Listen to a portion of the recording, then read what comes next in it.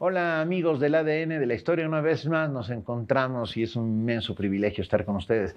Estoy con Isabel ¿Qué tal? Revuelta Hola. y con Alejandro Rosas, queridísimos y doctos amigos, en la sala mexicana del Fondo Reservado de la Biblioteca Nacional de México, aquí en Ciudad Universitaria, un lugar espectacular que guarda y atesora literalmente la memoria de nuestra nación.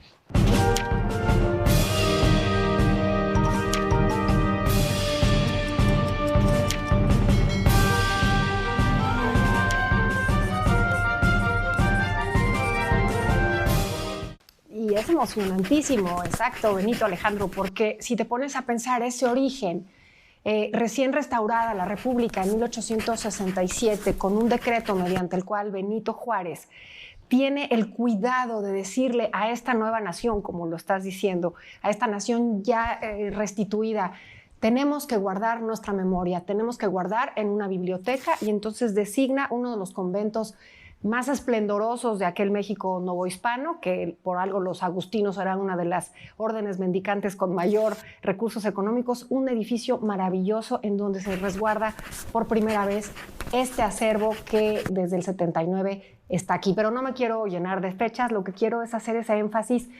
Nacimos como república con esta biblioteca. Restauramos la República. Bueno, pero es la que ya está después de tantas guerras y tantas vicis. Pero qué importante tener los libros en ese momento. Además se da en un contexto, no solamente es el triunfo sobre el imperio, sino en 1867 se crea la Escuela Nacional Preparatoria. Claro. Viene el positivismo, Gavino Barreda, que no es lo mismo que Gavino Barrera sacó sus pistolas, el del corrido. Entonces hay toda una transformación ideológica. Y en ese contexto es que se funda la Biblioteca Nacional. Hay que decir, perdón, me parece que es una anécdota importante, que mientras huía la República hacia Paso del Norte, y Juárez siempre decía que llevaban con ellos el tesoro de la nación, y por lo tanto eran perseguidos por montones de gentes que querían quedarse con ese tesoro. Y el tesoro, el verdadero tesoro, es este. O sea, es el archivo Juárez, que también se encuentra aquí, y el montón de libros incunables y joyas que se conservan en esta biblioteca, que son el verdadero tesoro de la nación, en palabras de Benito Juárez. Claro, y bueno, estos famosos incunables, claro, porque evidentemente fuimos república desde 1824, pero también esos 300 años que fuimos ese laboratorio mexicano en Nueva España, 300 años, 3 siglos, había mucha... México, la Nueva España, tenía una cultura muy alta, muy grande. Tuvimos una universidad maravillosa. La Real y Pontificia. Entonces también todos esos incunables, todo ese conocimiento, todo eso que se va rescatando, que incluso también tuvo, un inicio Maximiliano, Carlota, por rescatar todo eso, pero ya materializado en este acervo. ¿Qué es un incunable? Porque luego a mí me preguntan, ¿qué es eso de un incunable? Son esos libros que de 1450 a 1500 pasaron de ser escritos durante años por los monjes a la primera mecánica justo después de 1450 de la imprenta de Gutenberg. Gracias, señor no Gutenberg. era, claro, sí, pero no fue tan fácil, ¿No? porque un incunable, que viene de la palabra en la cuna, no era tan sencillo como pensáramos. De inicio se empezaron a producir en la imprenta. Entonces, son materiales realmente valiosos. Entonces ya son hechos en imprenta. Sí, en unas y láminas únicos. con letras movibles, mecánicas, pero no imaginemos una imprenta actual, ¿no? A eso me refiero. Claro. También hay ediciones Príncipe. El mundo del libro y de la conservación del libro es espectacular y se divide y subdivide en un montón de especialidades. Este fondo reservado conserva, insisto, aquellos ejemplares que no cualquiera puede llegar y tomar como en una biblioteca común. Necesitas darte de alta como investigador y tener... Aquí les vamos a poner en pantalla el correo, la página web de la Biblioteca Nacional, para que ustedes vean los requisitos para poder consultar el fondo reservado que se encuentra en esta sala mexicana. Oye, pero para empezar, efectivamente, la Biblioteca Nacional se crea en 1867 y estuvo en el Templo de San Agustín. Posteriormente se van a pasar al Colegio de San Pedro y San Pablo, que curiosamente fue el primer edificio que albergó al primer congreso una vez consumada la independencia en 1821. Pues prácticamente todo lo que era la universidad estaba en el centro. Junto con la Biblioteca Nacional se fueron recopilando y coleccionando pues todo lo que sería luego posteriormente la hemeroteca. Es decir, periódicos, folletos, revistas, trípticos, todo lo que se fue haciendo. Y ya con la autonomía universitaria en 1929 es cuando prácticamente van de la mano la Biblioteca Nacional y la Hemeroteca Nacional. Es decir, si ustedes quieren venir a la Biblioteca Nacional y se cansaron ya de ver un libro, entonces se pueden pasar a la Hemeroteca Nacional, que está en el mismo edificio. A ver, el hijo del aguizote. Sí, claro. Exactamente. Yo creí que me ibas a decir el hijo de algo. Pero, que por cierto, la Biblioteca Nacional está aquí en el Centro Cultural eso es importante Universitario, decirlo, sí. que es, digamos, la parte más nueva, ya entre comillas. Se inauguró en 1979 este edificio, pero está a unos metros de la sala Netzahualcóyotl, de la sala Carlos Chávez. Sí, La Covarrubias. Hay un caminito teatro, interior sí, que va desde la sala Nesa hasta acá. O sea, vas pasando por literalmente el bosque. Precioso. Y Es está precioso. el Museo Universitario también. El MUAC. El MUAC. porque toda la migración que hubo de todo lo que tenía que ver con la universidad pues, se dio a partir de 1952, cuando se funda, o más bien se inaugura Ciudad Universitaria, porque ya no cabía prácticamente la universidad completa, cuando fue nacional en 1910, estaba en el centro histórico. Claro, que de hecho, por ejemplo, la Facultad de Medicina estaba en el antiguo Palacio de la Inquisición, y así podemos seguir hablando de esas sedes que fueron en el centro histórico. Ahora, ¿qué es lo que entusiasma de la labor que hace la UNAM? Que así como nace la UNAM con esa autonomía ya en 29, no se deslinda de este acervo, no se deslinda de esta colección. Y a mí me emociona mucho como investigadora poder registrarme. Decías, Benito, que metes tu investigación y te dan, digamos, una cita para que puedas venir a trabajar. Pero como público en general, que eso es a lo que a mí me gustaría muchísimo invitar a nuestros amigos en casa, a visitar las bibliotecas y solicitar en la página de internet una visita guiada justamente a este acervo, a esos incunables.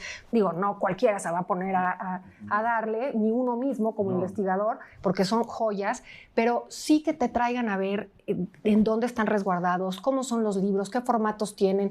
Aquí atrás de nosotros podemos ver justo los grandes formatos, los diferentes modos en que se tenía esas bibliotecas, cómo se empastaban, cómo... Una de las grandes joyas del Fondo Reservado es un libro de coro, me parece.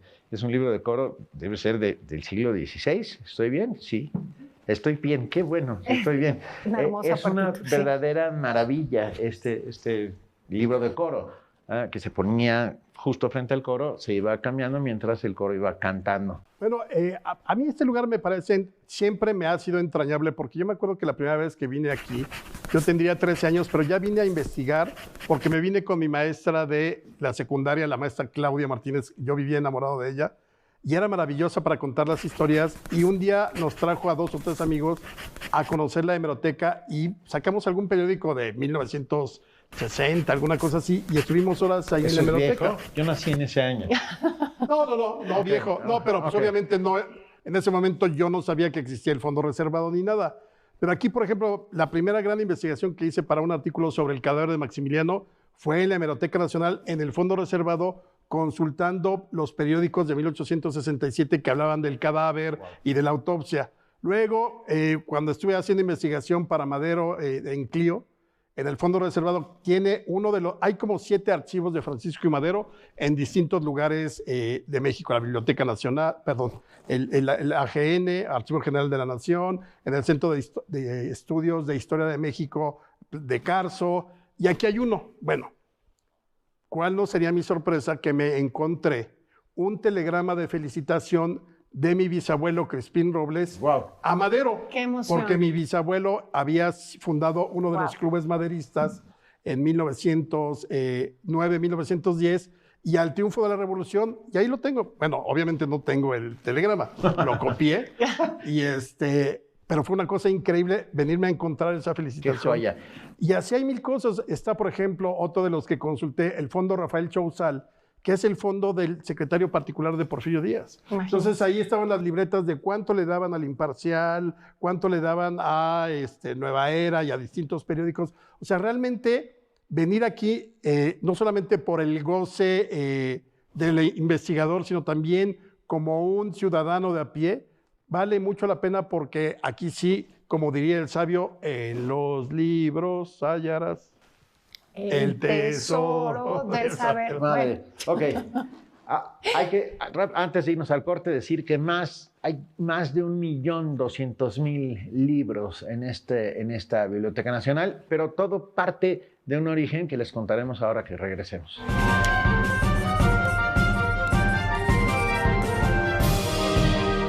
Se presentó la quinta ADN40.mx con Tania Gómez. Domingo, 12 de la tarde por ADN 40. Siempre conmigo. México cuenta con más de 500,000 de tiendas de abarrotes que atienden a 81 clientes diarios, con un promedio de venta de 47 pesos, lo que significa aproximadamente 4,000 pesos al día.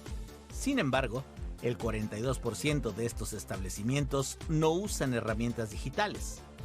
Un estudio realizado por una comercializadora a nivel nacional que impulsa las ventas de estos establecimientos señala que la incorporación de herramientas tecnológicas tendría un impacto positivo en sus ventas, ya que éstas podrían llegar a duplicarse, pues cada vez son más las personas que utilizan el pago electrónico. Sin embargo, aún es necesario realizar un ejercicio de concientización entre los propietarios, pues aún existe cierto rechazo a la idea de incluir elementos tecnológicos en sus operaciones de rutina.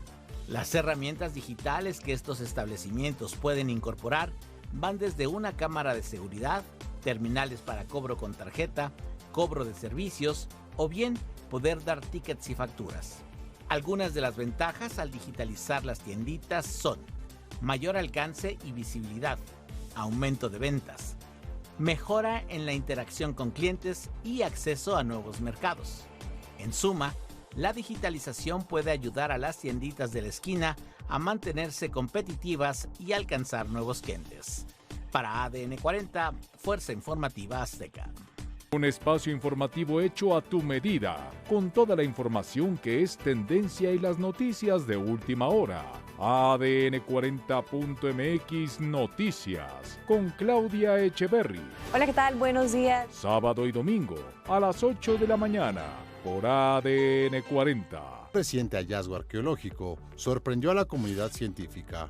Un equipo de investigadores encontró el renacuajo fósil más antiguo registrado hasta la fecha, un descubrimiento que podría transformar el entendimiento sobre el origen y evolución de las ranas. Este fósil brinda datos inéditos sobre las primeras etapas de vida de estos animales y su adaptación a los ecosistemas de tiempos remotos.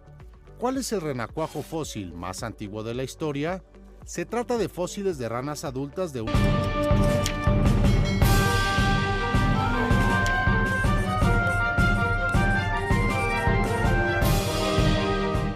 Y ese origen del que le estábamos hablando es cuando Benito Juárez decide crear este lugar espectacular para conservar nuestra memoria y comienza con todos esos textos conventuales, o sea, escritos a mano, todos ellos dibujados a mano, que se convierten en la primera parte de lo que sería esta Biblioteca Nacional y este fondo reservado. Estamos hablando de textos del siglo XV y XVI. O sea que... Aquí ya comentó del 16. Aquí, pues, sí, por supuesto. Y lo que es maravilloso, hilvanar, es pensar cómo es que llegó todo este conocimiento a este magnífico lugar. Pensemos en Nueva España. Por supuesto que no se publicaba cualquier tema. En realidad estamos hablando de que la mayor parte de lo que se publicaba eran temas religiosos. Había que evangelizar, había que hacer toda esta nueva transferencia de conocimientos religiosos a la población. Entonces, ¿qué es lo que estaba en los archivos, digamos, de esos conventos? Sí, los que habían hecho a mano, que se trajeron pocos. Después, cuando llega la imprenta, que aquí quiero hacer un pequeño paréntesis de la historia de las imprentas. La más conocida, pues, es la de Pablos, en el centro histórico, muy bien manejada además por sus viudas. Las viudas en Nueva España, las viudas impresoras, también deberíamos hacer un programa sobre ello. Qué bonito. Porque toman esa actividad, era más fácil como mujer viuda dedicarte a una actividad económica que incluso casada o soltera, impensable. Entonces empiezan a abrir, digamos, el catálogo de lo que se empezaba a publicar. Pero bueno, sin duda era material religioso. Y estoy pensando en la expulsión de los jesuitas en 1767. También todo ese acervo quedó en esos conventos y 100 años después es recuperado justamente por Juárez, y todos esos tesoros han ido haciendo el acervo que hoy tenemos en esta biblioteca, y hay que venir a verlo. Otro punto extra para Juárez, para todos aquellos que hablan mal de él. ¿Cuánto no se habrá perdido en el camino? Porque la expulsión no fue nada más, a ver, señores jesuitas, salgan por aquí, mire, ya los espera en primera clase, VIP, vayan a Japón o a donde quieran, pero aquí no los queremos, y vamos a cuidar todas sus propiedades y todos sus libros y todo. No, pues ha de haber sido un desastre esa expulsión. Supuesto. Y luego, obviamente, cuando llega la Guerra de Reforma, donde pues, sí hubo una venganza sobre bienes inmuebles, sobre bibliotecas y todo, y afortunadamente sí hubo como esta capacidad de tener conciencia de lo que se podía perder. Ya habíamos tenido grandes bibliófilos, sí, como por ejemplo Carlos de Sigüenza y Góngora. La misma Sor Juana. La misma Sor Juana, claro. Y muchos, bueno, todo esto que luego recopila Lorenzo Boturini con pues, La Tierra de la Peregrinación.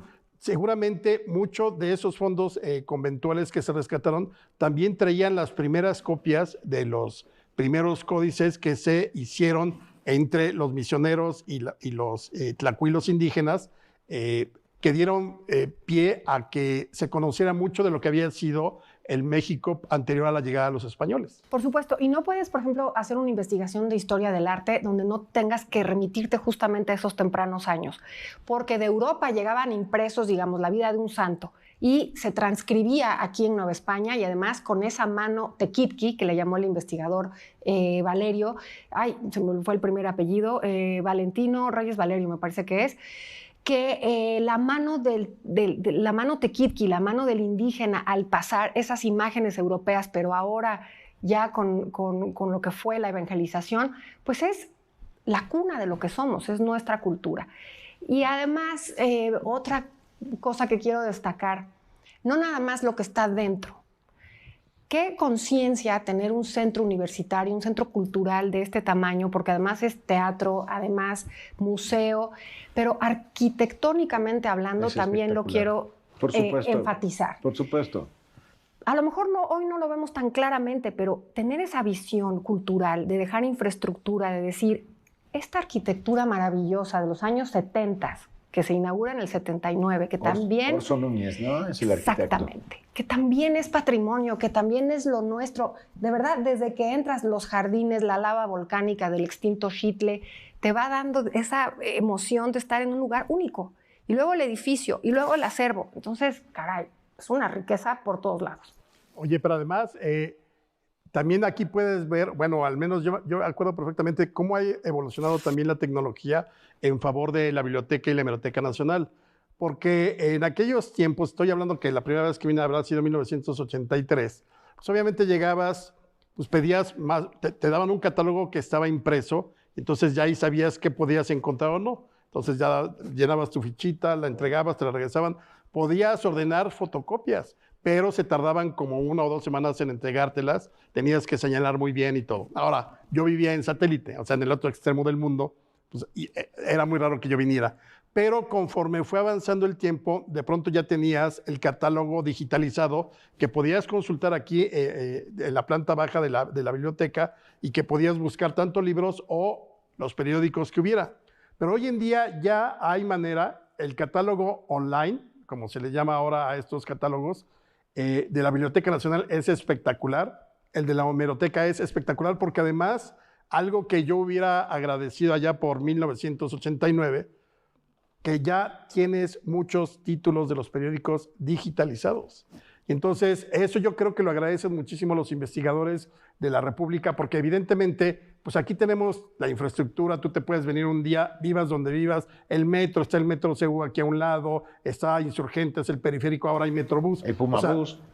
Sí, claro, o sea, digo, es fácil llegar, pero la gente que estudia en la Universidad de Michoacán, ¿no? La Universidad Autónoma de Michoacán, o allá en el Colegio de la Frontera Norte, que quieren algo de la hemeroteca, pues obviamente no está todo digitalizado, pero ya hay muchos de los mejores títulos de distintas épocas que se pueden consultar online y además saber si el libro que estás buscando lo tiene la biblioteca y entonces ya, obviamente, si es un incunable o es del fondo reservado, ya sabes que sí lo tienen y puedes hacer el trámite para venir a consultarlo. O sea, creo que la tecnología también ha llegado aquí y es maravilloso tener esa herramienta que es, no solamente para investigadores, creo que para todos. Hay gente que tiene el negocio de entrar a las páginas, sobre todo de los periódicos, digamos, de hace 50 años, que se puede hacer también vía online. Y entonces te consigue las mejores notas del día de tu cumpleaños y lo venden, ¿no? Sí. O sea, hay para todos los gustos, valga la expresión. La Biblioteca Nacional de México está en un proceso constante de modernización y sus acervos crecen día con día.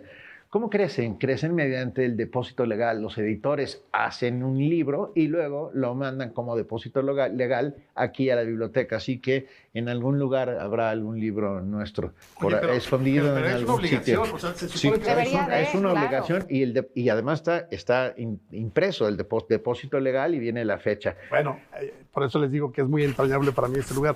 Aquí me encontré un ejemplar del libro de mi abuelo, que se llama 50 años después o La Revolución en Casa, que escribió sobre mi bisabuelo, cuyo telegrama de felicitación a Madero también estaba aquí. Bueno, joya. por eso te digo que estamos todos silvanados en la misma historia a través de estos libros. Benito, me parece también, Alejandro, increíble que podamos enfatizar. Y ese sentimiento de estar en una especie de capilla, lo comentábamos, es una capilla laica del conocimiento, lo que te invita es justamente a seguir investigando. Les he platicado en muchas ocasiones que mi trabajo me ha llevado siempre a bibliotecas que disfruto muchísimo. Hemos estado en la biblioteca del Instituto Mora y pensaba yo en la Francisco Javier Clavijero, que también tiene sus tesoros y demás. Decías, Alex, de la digitalización. 2001 es la fecha en que se empiezan a digitalizar todos estos acervos. Pero mira, cosas que a mí siempre me llamaron la atención y que ahorita nos comentaban aquí amablemente. A ver, tú aquí puedes ver, con estos ojos que se han de comer los gusanos, como dice mi mamá, un ejemplar original del Despertador Americano, que es el periódico que editaron en Guadalajara los insurgentes cuando llega, y desde ahí abolió, de hecho ahí se publicó el decreto de abolición de la esclavitud de Hidalgo. Pero también, por ejemplo, hay algunos ejemplares de la Gaceta de México de 1728 que pues prácticamente fungían como los primeros periódicos, valga la expresión, con todas las licencias permitidas, porque te anunciaba todo lo que estaba sucediendo en México en un periodo de 3, 4 meses.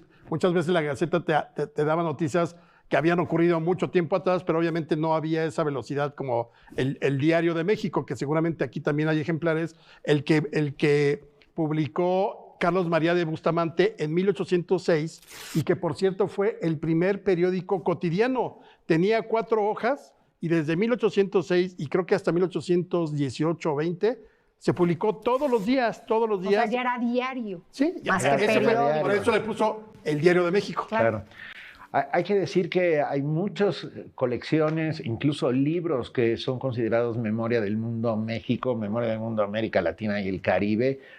Por ejemplo, Urbe, un libro del gran poeta Manuel Maples Arce, uno de los fundadores del estridentismo, que por cierto se puede venir y comprar un facsímil aquí en la biblioteca. Yo en cuanto terminemos, yo voy a ir por el mío. Por 2. Y por 2, por 3. Pero los pagan, porque luego quieren que se los regalen. Nadie quiere que se lo regalen, pagaremos. Por supuesto. Constante y sonante. Oye, y ese punto... Quería, rápidamente recomendar 2 libros que creo que es muy importante, porque si estamos hablando de libros, hay que leer El infinito en un junco de Irene Vallejo, porque ahí explica muy bien cómo fuimos haciéndonos de libros, haciéndonos como personas de libros. Y el otro, que me parece muy interesante, editado por la Universidad Nacional Autónoma de México, es Navegar entre libros, de Cristina Gómez, una maravillosa investigadora que habla sobre todos esos libros que fueron llegando con los barcos españoles y que fueron haciendo el acervo de lo que se convertiría en nuestra memoria. Punto. Claro, y es que además, perdón que te estaba interrumpiendo, porque lo que quería era también enfatizar por qué le tenemos tanto miedo a las industrias culturales. Yo pienso que el que explotáramos esa riqueza que tenemos es hasta evidente y obvio. Estos facsimilares, esta manera de poderte acercar a esos libros de una forma para atraer al público, para que tú puedas dar recursos a estos maravillosos lugares. Creo que es importante que los mexicanos empecemos a darnos cuenta que nuestra riqueza también es cultural, pero para hacer una industria, para encontrar beneficio en ella. Y cuando hablas de Irene Vallejo y de uno de los éxitos más grandes editoriales que se ha tenido en últimos tiempos, está traducida a no sé a cuántos idiomas, empiezas con esa emoción. No existe algo más perfectible que un libro. El libro ya es el invento tal, perfecto, es perfecto como es. Y entonces darte cuenta cómo fue cambiando desde que eran unas tabletas y luego la famosa biblioteca de Alejandría y cómo se ha perdido en la historia. Alex, hablábamos de Sigüenza y Góngora, cómo se perdió esa biblioteca maravillosa del Fénix Novohispano, que simple y sencillamente porque la mujer sabía mucho, había que deshacerle el conocimiento y se deshace y se pierde para la eternidad. Estamos de regreso con el tenerlo aquí, que no pase. Y si esas industrias culturales hacen que haya esos recursos, creo que es el medio. Ya nos vamos casi, pero vengan a la Biblioteca Nacional de México, conozcan la hemeroteca, conozcan al Instituto de Investigaciones Bibliográficas, que también se encuentra en este lugar espectacular, y luego aprovechen y dense una vuelta al Centro Cultural Universitario, donde todos los días hay algo que ver. Vamos a hacer un programa sobre el Centro Cultural Universitario. Me encanta, sí, sí. En 2026, la Biblioteca Nacional de México hará un coloquio sobre revistas, así que ustedes pueden inscribirse, pueden inscribir a sus revistas, pueden inscribirse al coloquio, solamente búsquenlo en la página bnm.unam.mx, en esta maravillosa biblioteca que está en el Centro Cultural Universitario. Tú lo decías, no hay que confundirla con la Biblioteca Central, que está en las islas de CEU, pegada a Rectoría. Estamos en el Centro Cultural Universitario y ya nos vamos. Se acabó el tiempo. Porque siempre hay tiempo para hablar de libros, de historia y la hemeroteca maravillosa aquí, caray. Nos vemos la próxima.